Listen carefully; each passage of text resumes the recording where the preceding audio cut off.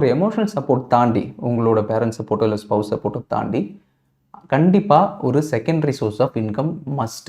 At least for few years, initial few years. ஏன்னா உங்களுக்கு 1ஆம் தேதியிலேருந்து நீங்கள் ஒரு 10ஆம் தேதி வரைக்கும் ட்ரேட் பண்ணுறீங்க, ஒரு ஃபுல் டைம் ட்ரேடராக ஒரு ப்ராஃபிட் வருதுன்னு வச்சுப்போமே. அடுத்த 5 நாளில் உங்களுக்கு வந்து ஒரு லாஸ் வந்துருச்சுன்னா, அதுக்கப்புறமா இன்னும் ஒரு 10 நாளுக்குள்ளே ஐயோ மாதம் எண்டு வரப்போகுது, நான் இதுக்கப்புறம் இவ்வளோ அமௌண்ட் கட்டணும், இபி பில் கட்டணும், ரெண்ட்டு கட்டணும், கிராசரிஸ் வாங்கணும்னு இவ்வளோ ப்ரெஷர் வந்து நீங்கள் ட்ரேட் பண்ணும்போது கரெக்டான டெசிஷன்ஸே எடுக்கவே மாட்டீங்க.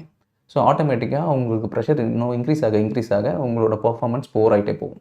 ஸோ நீங்களே யோசிக்க ஆரம்பிப்பீங்க, அடடா நான் பார்ட் டைமாக பண்ணிகிட்டு இருக்கும்போது கரெக்டாக தானே பண்ணேன், இதே தான் அப்போ பண்ணேன், பட் அப்போது கரெக்டாக ப்ராஃபிட் வந்தது, பட் அதையே இப்போ பண்ணும்போது ஏன் என்னால் பண்ண முடியலன்ற ஒரு தாட் வரும் இல்லையா?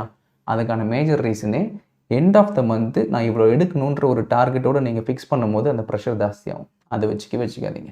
உங்களை பொறுத்த வரைக்கும் ப்ராசஸை தாண்டி ப்ராசஸ் தான் முக்கியம். ப்ராஃபிட்டை தாண்டி ப்ராசஸ் தான் முக்கியம். ப்ராசஸை நம்ம ஓவராலாக ஃபாலோ பண்ணுறோமா டிசிப்ளினாக, அதை தான் நீங்கள் ஃபுல் டைம் ட்ரேடிங்குள்ளே வந்ததுக்கப்புறம் பார்க்கணும். அதை நீங்கள் ஸ்டிக் பண்ணிட்டீங்கனாலே எவென்ச்சுவலி நீங்கள் அந்த ப்ராஃபிட் எடுத்துருவீங்க. பட் அந்த ப்ராசஸை ஸ்டிக் பண்ணுறதுக்கு அந்த secondary source of income is must.